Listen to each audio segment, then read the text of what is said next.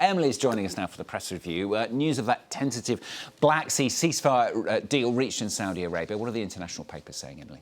Yes, well, let's first have a look at the Saudi paper Arab News, which tells us today that the US says it has brokered a deal to end fighting in the Black Sea in talks with Ukraine and Russia. The deal plans to eliminate the use of force and ensure safe navigation in the Black Sea.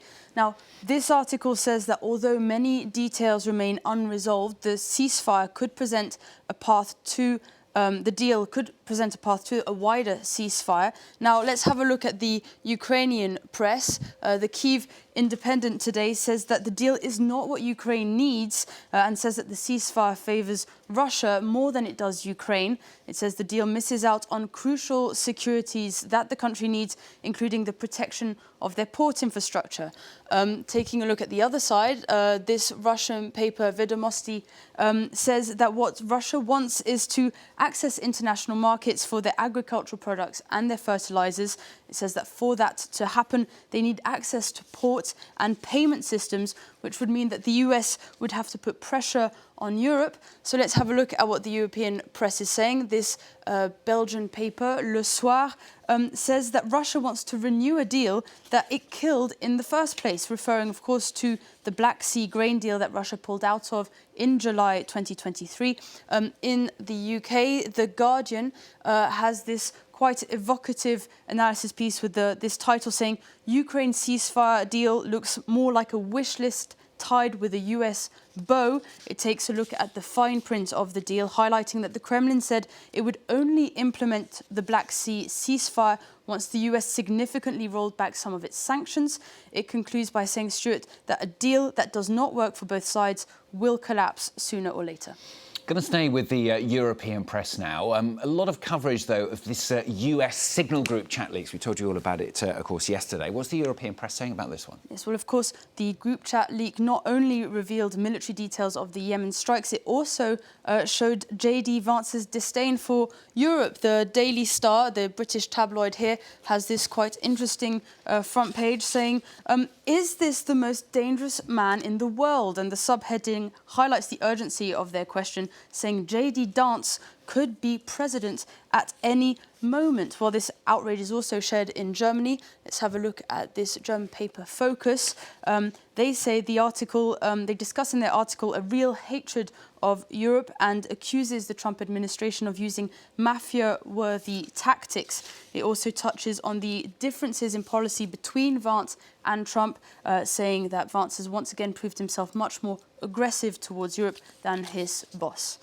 In Italy, the broadsheet La Repubblica here, quoting Vance in their headline on their front page, calling Europe freeloaders or parasitic. If you're looking for a slightly different angle, the Libé today in France comes up with this front page looking at the impact of the Trump administration's hostility towards Europe in France. According to a recent study, more than 60% of French consumers would support a boycott of American products, and a third of French consumers try to actively avoid products associated with Trump and Musk.